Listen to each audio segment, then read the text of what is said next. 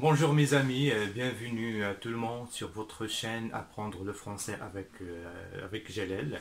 أصدقائي صديقاتي مرحبا بكم مرة أخرى سعيد بلقياكم في فيديو أخرى. Pour continuer l'étude du roman La boîte à merveilles باش نواصلوا الدراسة ديال La boîte à merveilles d'Ahmed Safraoui. Donc en fait aujourd'hui on est arrivé sur le cinquième chapitre. Cinquième chapitre pour voir d'autres événements, d'autres faits de la vie du petit enfant Sidi Mohamed. En fait, c'est un conte de vie, c'est une histoire de vie, c'est une biographie de vie quotidienne. Donc certainement, on va trouver trop de détails, trop bien évidemment d'éléments, que ce soit pour les événements, que ce soit pour les personnes. Mais on va tout simplement voir, étudier, on va s'arrêter tout simplement sur les faits qui sont de base, ce sont des personnages qui sont essentiel. Donc pour les lieux, c'est sur le cinquième chapitre, c'est Dar Chouafa, toujours la maison de la voyante, la maison de résidence de Sidi Mohamed et ses parents. Le Msid ou bien l'école coranique, c'est l'endroit là où Sidi Mohamed passe presque toute la journée.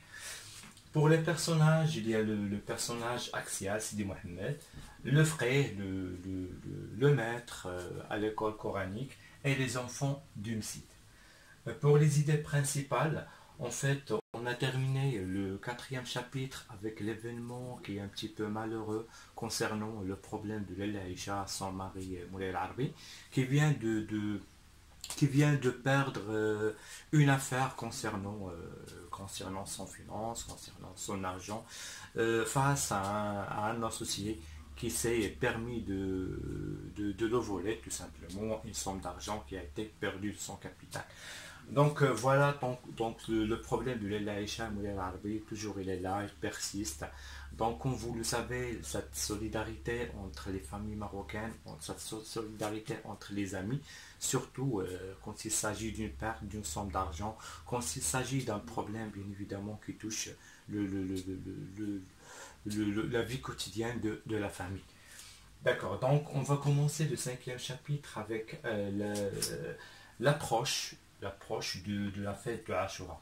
La fête de Ashura, donc on est à 15 jours, 2 semaines de la fête de Ashura.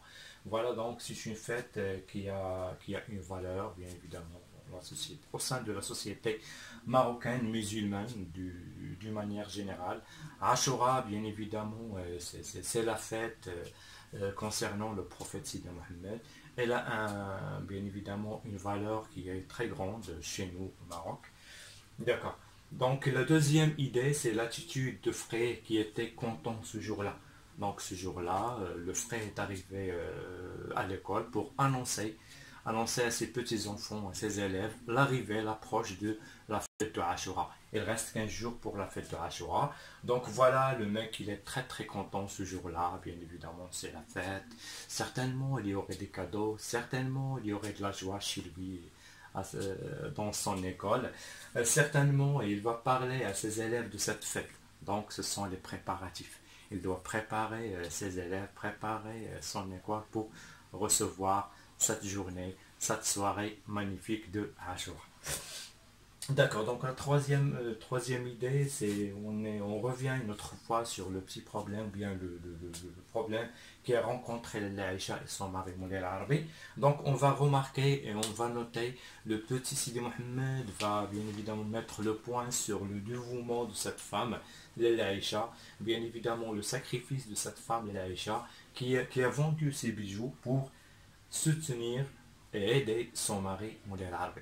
Donc Moulay El-Arbi, c'est un commerçant, donc son capital, son argent, c'est le moteur de son travail, bien évidemment de ce qu'il fait, de son commerce.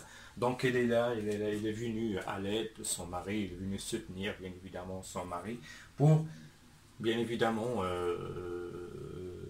pour donner de l'argent, pour lui donner de l'argent, pour l'aider, pour le soutenir pendant cette crise. La dernière idée du chapitre 5, c'est la mort du voisin Sidi Ahmed Ben Tahar. En fait, malheureusement, voilà, c'est le décès d'un voisin. Le petit Sidi Mohamed, l'enfant de 6 ans, n'a jamais vécu, n'a jamais assisté, n'a jamais eu l'occasion d'assister à un funérail. Donc aujourd'hui, voilà, c'est la mort, le décès d'un voisin. Donc il doit assister comme les autres. Il est en train de voir et d'écouter, que ce soit les cris, que ce soit le malheur, que ce soit les larmes. La famille du défunt est en train de pleurer, est en train de crier. Voilà, ils ont perdu quelqu'un qui est très très cher pour eux. Donc Sidi Mohamed, c'est la première occasion, c'est la première fois qu'il assiste à cette occasion malheureuse. Donc ça lui causera des cauchemars, une tristesse dans sa chambre, pendant sa solitude dans sa chambre. Il va sentir la tristesse, bien évidemment, il va se trouver un petit peu triste, un petit peu solitaire, un petit peu devant cet événement malheureux chez leurs voisins. Donc, Asdiqa et Sadiqati, et j'espère qu'on a pu faire juste un tour qui est très très léger sur le chapitre 5, juste al-Khamis min al-Riwaya. En fait, on a vu les lieux, Amakin ديال الرواية ديال الجزء الخامس هو دار الشوافة, la maison de la voyante, le Msid, le personnage qui sont axiales de cette partie-là, et les idées qui sont 1, 2, 3, 4, presque 4 idées qui sont principales du chapitre 5. صديقاتي نذكركم مرة أخرى بأنه وانتم كتقراو الرواية en lisant le conte, l'histoire, vous aurez besoin de bien lire. Donc je vous conseille tout simplement de lire et de relire entre les lignes pour comprendre. En fait, نعاود نشرح لكم مرة أخرى بأنكم في الفترة ديال الامتحانات وفي الوقت ديال الامتحان vous allez recevoir tout simplement un extrait واحد المقتطف صغير من الرواية que vous allez devoir répondre à des questions de compréhension. D'accord? Donc من هنا كتعرفوا الأهمية ديال la lecture, il faut lire et bien comprendre. Et pour comprendre, il faut d'abord vérifier le vocabulaire concernant l'histoire, le lexique de l'histoire. Il faut faire attention aux expressions qui sont marocanisées. Ce sont des expressions françaises, mais ils sont marocanisées. Par exemple, on va trouver le mot msid que vous allez entendre, que vous allez trouver à chaque fois sur les lignes de l'histoire. D'accord. Certainement, vous aurez des questions, bien évidemment, concernant les figures du style, qu'on va voir par la suite. Vous allez devoir situer le passage de l'histoire. Vous allez devoir expliquer des vocabulaires. Vous allez devoir, bien évidemment, avoir une idée qui est claire sur l'histoire. Donc, أصدقائي صديقاتي نتمنى تكونوا فهمتوا الجزء الخامس، الأفكار الأساسية اللي متضمنة في الجزء الخامس، الشخوص الأساسية والأماكن فين جرت الرواية.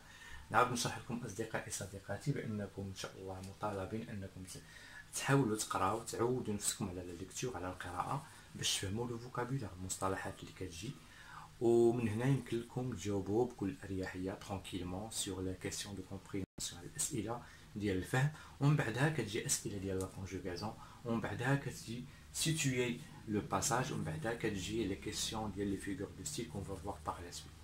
Donc, أصدقائي صديقاتي الحصة la vidéo الجاية إن شاء الله on va essayer d'expliquer un petit peu les figures de style, on va les détailler, on va prendre غادي ناخذ les figures de style بشكل عام، ومن بعد on va détailler les figures de style, comme ça vous allez comprendre. D'accord. دونك أصدقائي صديقاتي ما تنساوش الاشتراك في القناة ديالنا باش تشجعونا، باش دائما يكون واحد التواصل مستمر بيناتنا، باش نفيدكم وكذلك نتوما تتواصلوا معنا وتفيدونا بالتعليقات ديالكم، بالأسئلة، بالملاحظات.